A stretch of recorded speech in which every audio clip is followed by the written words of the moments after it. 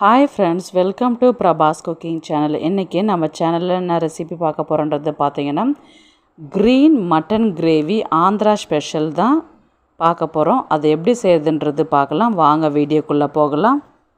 First ஒரு பேனில் வந்து பார்த்திங்கன்னா எண்ணெய் விட்டு கிரேவிக்கு தேவையான மசாலாவை ரெடி பண்ணிடலாம். ஃபஸ்ட்டு ஒரு மீடியம் சைஸ் வெங்காயம் வந்து பொடியாக நறுக்கினதை சேர்த்துக்கலாம்.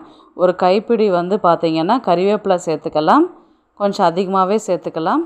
இஞ்சி பூண்டு, அதுக்கப்புறம் வந்து பார்த்திங்கன்னா சோம்பு ஒரு ஸ்பூன், மிளகு வந்து ஒரு ஸ்பூன், ஜீரகம் வந்து ஒரு ஸ்பூன், கசகசா வந்து பார்த்திங்கன்னா 1.5 ஸ்பூன் கிட்ட சேர்த்து அதை நல்லா வதக்கி விடலாம்.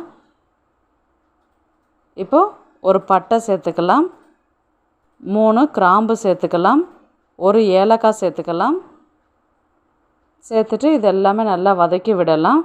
இப்போ நல்லா கோல்டன் ப்ரௌனுக்கு வந்ததுக்கப்புறம் இதை வந்து நம்ம மிக்ஸி ஜாரில் மாற்றி தண்ணி விட்டு நல்லா பேஸ்ட் பதத்துக்கு அரைச்சி தனியாக எடுத்து வச்சிடலாம்.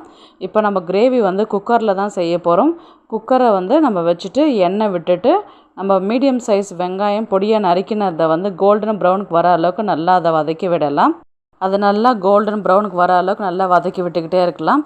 இந்த ஸ்டேஜில் வந்து பார்த்திங்கன்னா தக்காளி பழம் வந்து 2 மீடியம் சைஸ் தக்காளி பழம் வந்து பொடியை நறுக்கினதை வந்து சேர்த்துக்கலாம். இது கூடவே வந்து நம்ம அரைச்சி வச்சுருக்கிற பேஸ்ட்டு சேர்த்துட்டு 1 ஸ்பூன் வந்து மஞ்சத்தூள், 2 ஸ்பூன் கிட்ட குழம்பு மிளகாய்த்தூள் சேர்த்துட்டு அதை நல்லா பச்சை ஸ்மெல் போகிற அளவுக்கு நல்லா அதை வதக்கி விடலாம். இப்போ மட்டனை வந்து சேர்த்துட்டு அந்த மசாலாவில் நல்லா அதை கலந்து விடலாம். மசாலாவை நல்லா அந்த மட்டனில் இறங்குற அளவுக்கு நல்லா 2-3 தடவை வந்து நல்லா மிக்ஸ் பண்ணி விட்டுட்டு தண்ணி ஊற்றி நம்ம கறியை வேக வச்சு எடுக்க போகிறோம். இப்போது கறி முழுகிற அளவுக்கு தண்ணி விட்டால் போதும். இப்போ நம்மளுக்கு எக்ஸ்ட்ரா கொஞ்சம் தண்ணி பதமாக வேணும்னாலும் நீங்கள் தண்ணி அதிகமாக சேர்த்துக்கலாம், இல்லை திக்காக வேணுன்றவங்க வந்து தண்ணி திட்டமாக ஊற்றிக்கலாம். இப்போ குக்கரில் 6-7 விசில் விட்டு எடுத்திங்கனாவே நல்லா சாஃப்டாக வெந்து வந்துடும். ரொம்பவே சிம்பிளான ரெசிபி தான் இது. ஒயிட் ரைஸ்க்கு, தோசைக்கு, இட்லிக்கெல்லாம் வச்சு சாப்பிடும்போது ரொம்பவே டேஸ்டியாகவே இருக்கும். வீட்டில் ஒன்ஸ் ட்ரை பண்ணி பாருங்கள். ஃப்ரெண்ட்ஸ் அண்ட் ஃபேமிலிக்கும் ஷேர் பண்ணி விடுங்க. நெக்ஸ்ட் ஒரு நல்ல வீடியோவில் சந்திக்கலாம். பாய்.